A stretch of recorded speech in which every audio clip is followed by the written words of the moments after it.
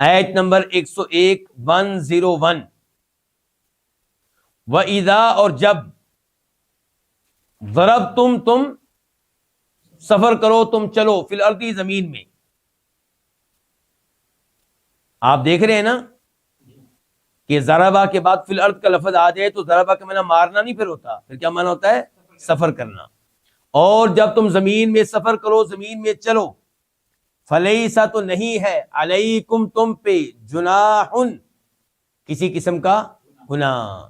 کس چیز میں؟ ان تقصروا، اصل میں کیا فی ان تقصروا منصوب بنزع خافض، تو تمہارے اوپر کوئی گناہ نہیں ہے اس بات میں کہ ان تقصروا من الصلاۃ کہ تم نماز کو قصر کر لو. یہ ہے آسان ترجمہ. ویسے لفظی ترجمہ کیا بنے گا کہ نماز میں کچھ کمی کر لو، نماز میں کچھ کمی کر لو. اور نماز میں کمی اس سے کیا مراد ہے؟ نماز میں جو کمی ہوتی ہے نا اس کی دو صورتیں ہوتی ہیں. ایک ہے کہ رکعتوں کی تعداد میں کمی اور ایک ہے نماز کی کیفیت میں کمی. یعنی کہ نارمل صورتحال میں آپ جو نماز پڑھتے ہیں اس سے ہلکی نماز پڑھنا.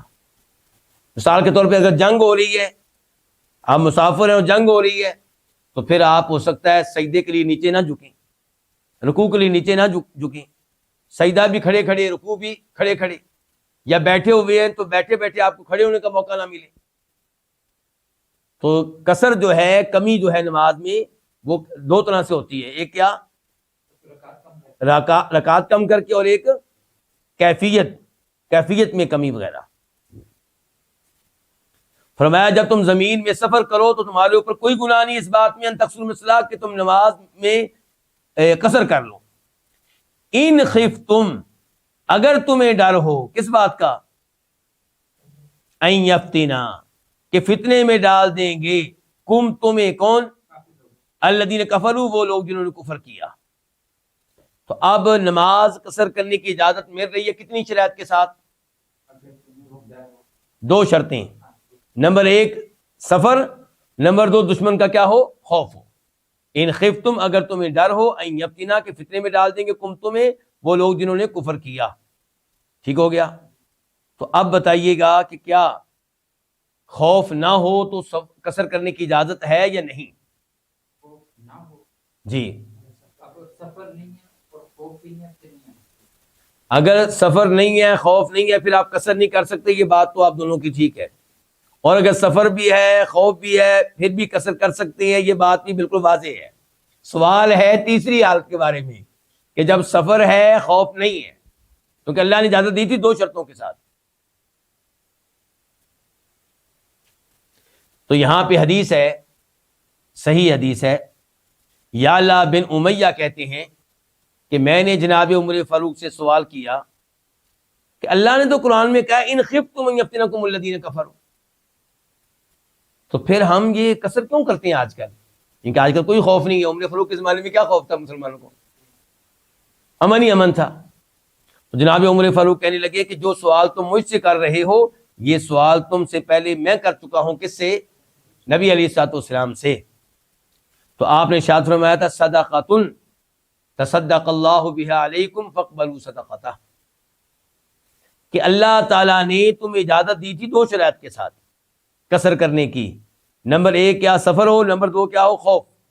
لیکن پھر اللہ نے مہربانی فرما دی اور خوف کے بغیر بھی تمہیں قصر کرنے کی اجازت دے دی. اللہ نے صدقہ کیا تمہارے اوپر، اللہ نے رخصت دی ہے تمہیں، اللہ کی رخصت کو قبول کرو.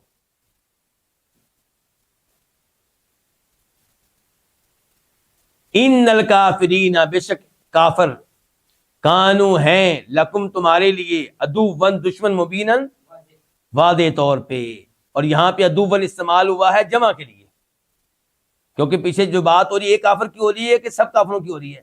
سب کافروں کی. اللہ تعالیٰ کہہ رہے ہیں بے شک کافر جو ہیں وہ تمہارے لیے واضح طور پہ دشمن ہیں. یعنی کہ ان کی دشمنی کی وجہ سے اللہ تعالیٰ نے تمہیں رخصت دے دی ہے کہ خوف کی حالت ہو، سفر ہو، تو تم کیا کر سکتے ہو؟ قصر کر سکتے ہو. وہ الگ بات ہے کہ اللہ تعالیٰ نے پھر خوف کے بغیر بھی قصر کرنے کی اجازت دی ہے. اور اس کے دلائل میں سے وہ احادیث ہیں جو کثرت کے ساتھ ہیں کہ نبی علیہ الصلوۃ والسلام خوف کے بعد بھی نمازیں قصر کرتے رہے. مثال کے طور پہ جو آپ کے حج کا سفر ہے، مکہ فتح ہوا ہے کس سال؟ 8 ہجری میں، الحمدللہ آپ کو یاد ہو گیا، 8 ہجری میں مکہ فتح ہوا ہے، اور 10 ہجری میں آپ حج کے لیے گئے ہیں، کوئی خوف نہیں تھا، لیکن اس سفر میں بھی آپ نمازیں کیا کرتے رہے ہیں؟ قصر کرتے رہے ہیں۔ تو اس سے پتا چلا کہ نمازیں اب قصر کی جائیں گی، بلکہ ہمارے پاس ایسی احادیث ہیں جن کا معنی مفہوم یہ ہے، سیدہ عائشہ کی حدیث آپ لے لیں کہ نماز 2 رکعتیں فرض کی گئی تھی، سفر میں بھی حضر میں بھی۔ نماز جو فرض کی گئی کتنی ہے؟ 2 رکعتیں، سفر میں بھی اور حضر میں بھی۔ حضر سفر کے الٹ ہوتا ہے، جب آپ اپنے شہر میں ہو تو سفر اور حضر میں کتنی نماز فرض کی گئی تھی؟ 2 رکعتیں۔ سیدہ عائشہ کہتی ہیں پھر حضر کی نماز میں اضافہ کر دیا گیا اور سفر کی نماز جیسے تھی ویسے ہی رہی۔ تو اس سے کیا پتا چلا کہ سفر کی نماز ہے ہی 2 رکعتیں۔ اس کا مطلب یہ ہے کہ سفر میں نماز پوری پڑھنے سے بچیں، گریز کریں۔ جناب عمر فاروق کی بھی حدیث ہے کہ تمہارے نبی نے فرمایا علیہ الصلوۃ والسلام کہ سفر کی نماز 2 رکعتیں ہیں، بس مغرب کی 3 آپ جانتے ہیں۔ اس لیے کوشش یہ کریں کہ سفر میں جب آپ کا حقیقی سفر ہو تو آپ نماز قصر ہی کریں، اگرچہ گنجائش تھوڑی بہت موجود ہے پوری نماز پڑھ لینے کی، لیکن پوری نماز پڑھنے سے بچنا ہی اولا ہے۔ 2 نمازیں جمع کرنا، اس کا کیا حکم ہے؟